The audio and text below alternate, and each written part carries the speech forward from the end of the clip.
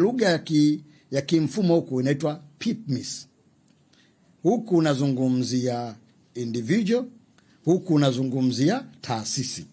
Kwa hiyo yale matokeo ya kazi, kwa mfano kama labda lese kwenye hapa, kwa mfano habari maelezo, tunaye katibu mkuu wa habari, tunaye huyu ambaye ndio msemaji mkuu wa serikali, lakini pia tunaye dada yangu hapa ambaye yeye ndio mratibu, lakini pia tuna mwingine ambaye ndio anaandaa hizi maiki, kuna mwingine ambaye anatengeneza hili bango hapa. Sasa PEPMIS kwa maana ile PE inamzungumzia dada hapa, anafanya kazi yeye kama yeye. Hiyo ndo PEPMIS. Bwana Msigwa akifanya kazi zake yeye kama yeye ni PEPMIS. Huyu anayetengeneza bango nyuma hapa akifanya kazi yeye kama yeye kutengeneza bango ni PEPMIS. Lakini wote hawa watatu ndio wanaitwa nini? PIPMIS.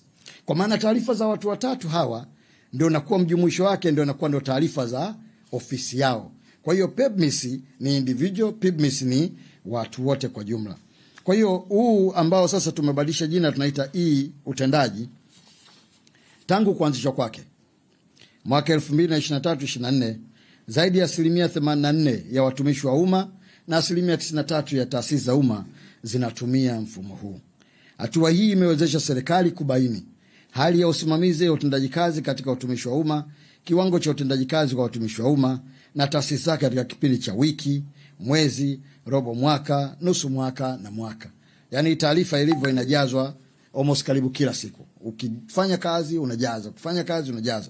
Kwa hiyo baada ya muda fulani tunaweza tukajua kwamba bwana, labda pale habari maelezo pale kama shida ni nani, kwamba bwana huyu mbona tunaona kila siku kazi zinafanyika, lakini kuna huyu ambaye anaandaa maiki mbona tumuoni kwenye PEPMIS yake. Sasa sisi kwetu tutauliza tu kwamba maelezo, bwana kuna mtu hapa ambaye kazi yake ni kuandaa maiki, lakini tukitazama kwenye PEPMIS huku huyu mtu anaonekana amefanya kazi siku moja, siku ya pili hajafanya na tumeona kuna press imefanyika. Vipi tatizo? Kwa hiyo hawa watatuambia kwamba bwana unajua pale sisi kuna meza moja pale ukishaweka maiki ndio zimekaa mpaka atakapotoka Mungu mwenyewe atakapoamua kuita dunia yake. Sasa hapo tukishaona kumbe hii sasa pale sisi inaweza kutuambia sisi ambao tunasimamia utumishi wa umma kwamba basi hii PEPMIS ya huyu bwana ujazaji wake uwe katika style gani. Hayo ndio ambayo tunasema yatakuwa ni maboresho kutokana na collection ya hizi taarifa ambazo zinapatikana. Lakini pia inatusaidia kuweza kujua mwenendo wa taasisi au mtu katika kipindi hivi ambavyo nimesema, ndani ya robo mwaka, ndani ya wiki, ndani ya mwezi, na tunaweza kujua kwamba performance ikoje, na inatusaidia pia wakati mwingine kujua nasema ile kwa lugha ya Kiingereza performance indicators, ili kuweza kusaidia utumishi wa umma ukae vizuri. Kwa hiyo ndugu waandishi wa habari, Chama cha Mapinduzi kupitia ibara yake ya 49 ibara ndogo ya 4 ya ilani imeelekeza pia serikali kuendelea kuimarisha maadili ya viongozi na watumishi wa umma.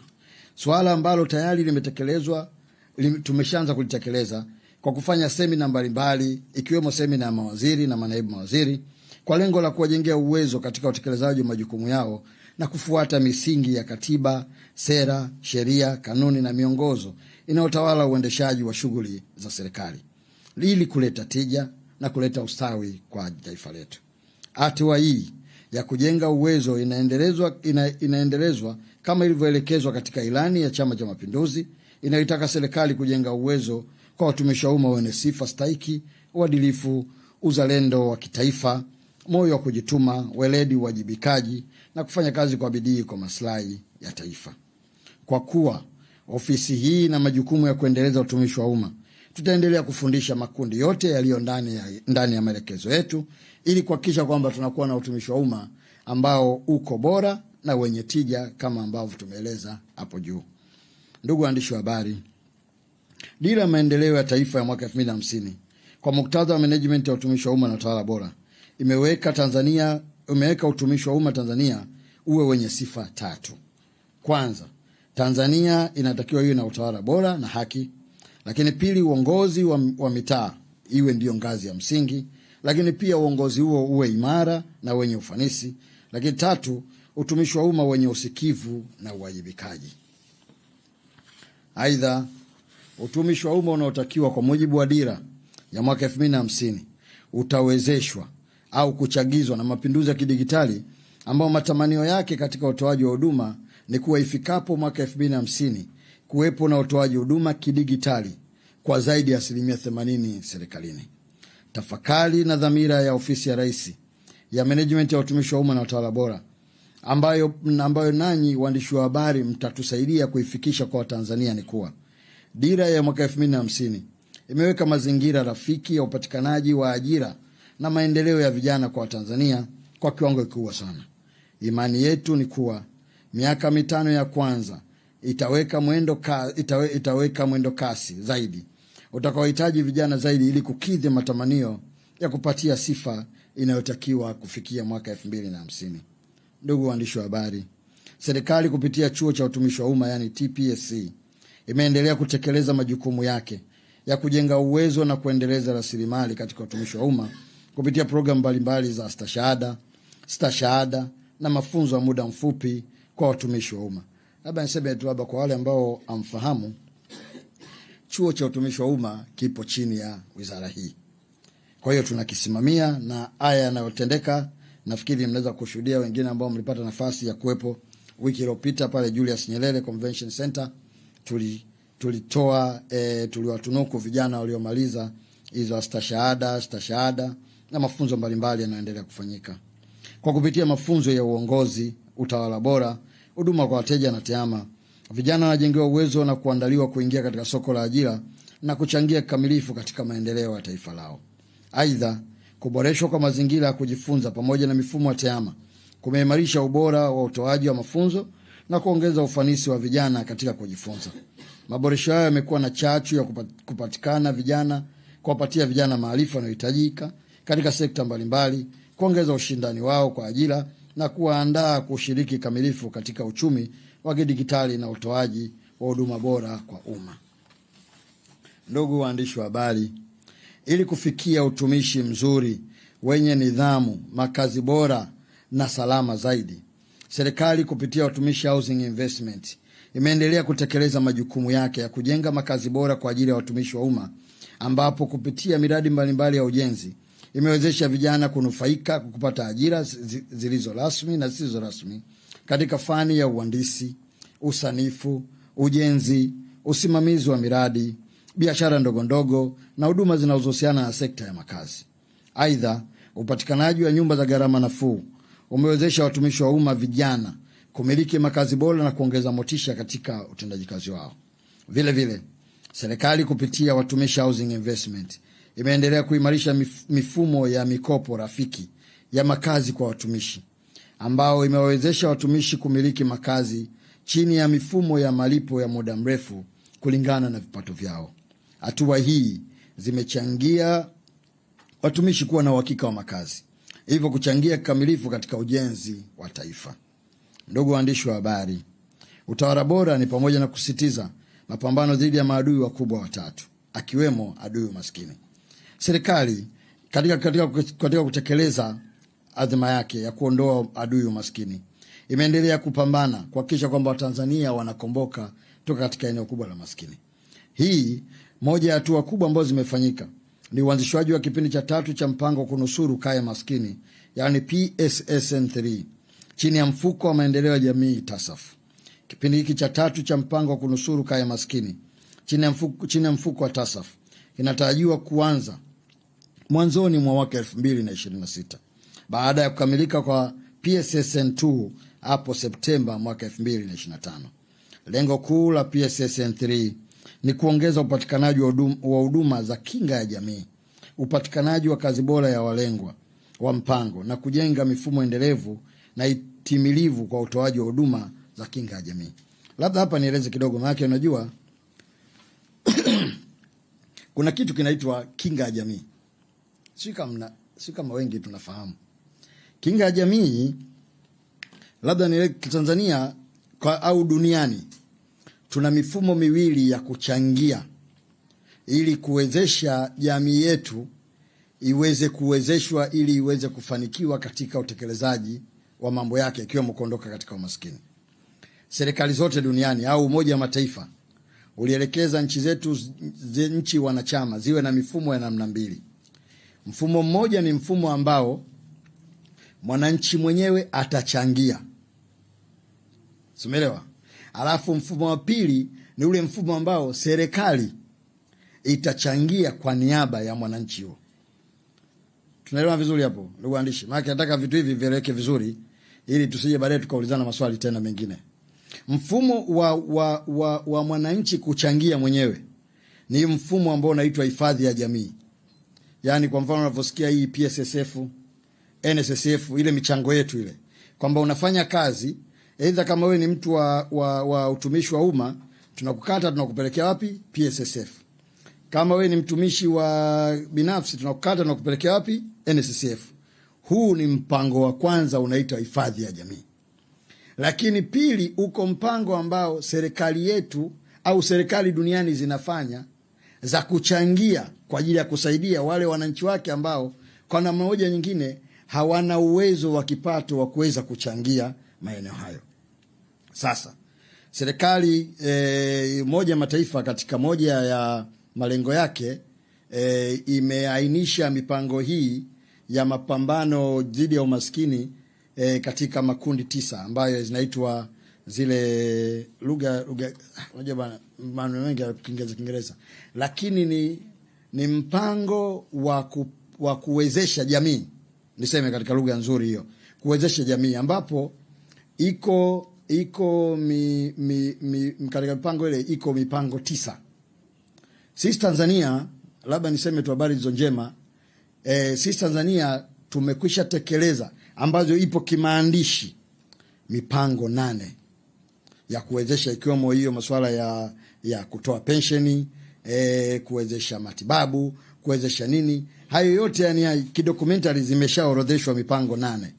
Lakini huko mpango inaitwa mafao. Nilikuwa tafuta neno mafao. Ile inaitwa mafao.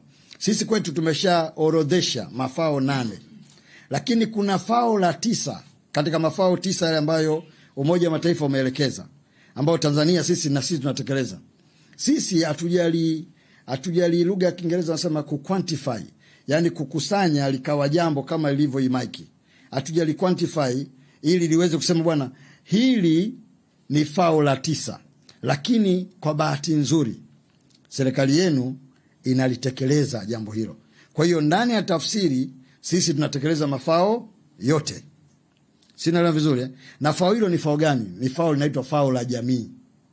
Ambao fao la jamii hilo ndio unazungumzia kwa mfano elimu bure. Hii ni fao la jamii. Unazungumzia fao kama huu mfuko wa TASAF. Hii ni fao la jamii. Unazungumzia kuwasaidia wakina mama na watoto wanapojifungua, unasema kwamba baada mama anapokuwa mjamzito mpaka kujifungua atapata matibabu bure. Ili ni fao la jamii.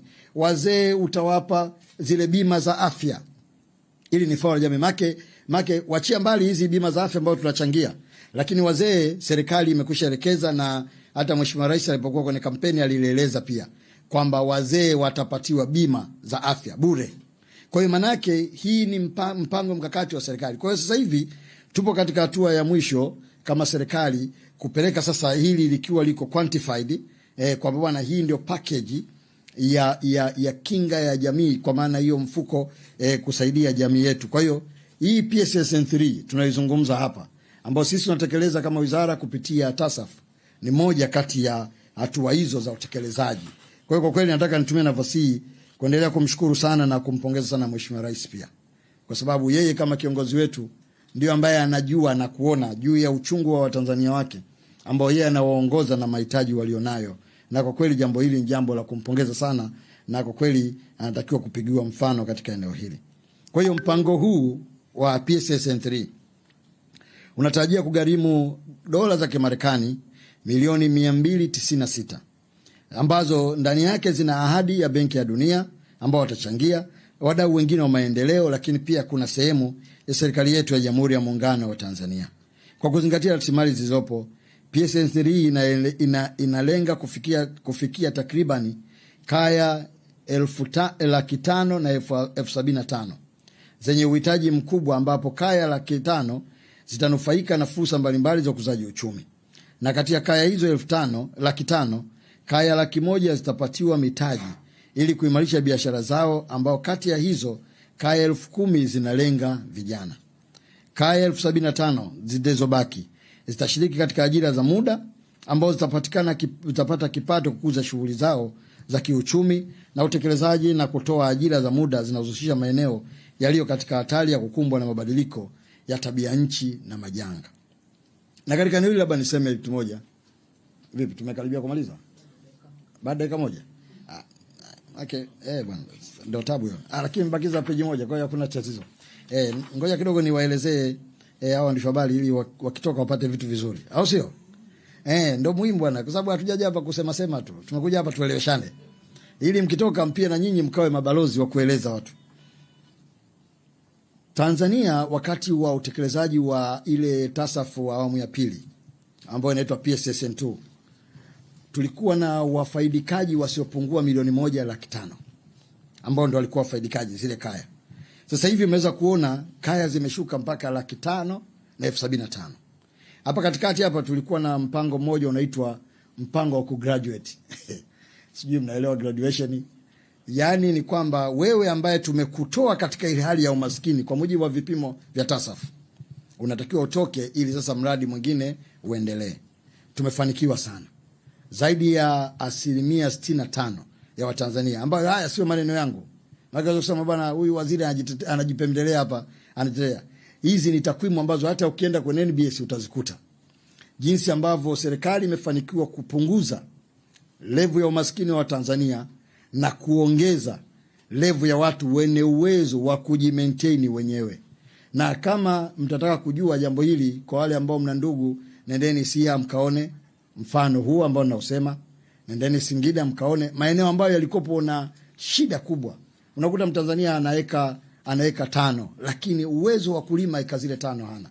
Lakini leo hii maisha yake yamebadilika kabisa, na hizi ni effort kubwa zinafanyika kwa serikali. Kwa ndugu wanahabari, ninapomaliza, kwa jumla hatua hizi zote zilizotekelezwa na ofisi ya Rais, management ya utumishi wa umma na utawala bora pamoja na taasisi zilizo chini yake zinaonyesha dhahiri dhamira thabiti ya serikali katika kujenga utumishi wa umma wenye ufanisi, uwajibikaji unaozingatia misingi ya utawala bora, huku kipaumbele kikiwa ni kuongeza fursa za ajira na ustawi wa vijana wa Tanzania.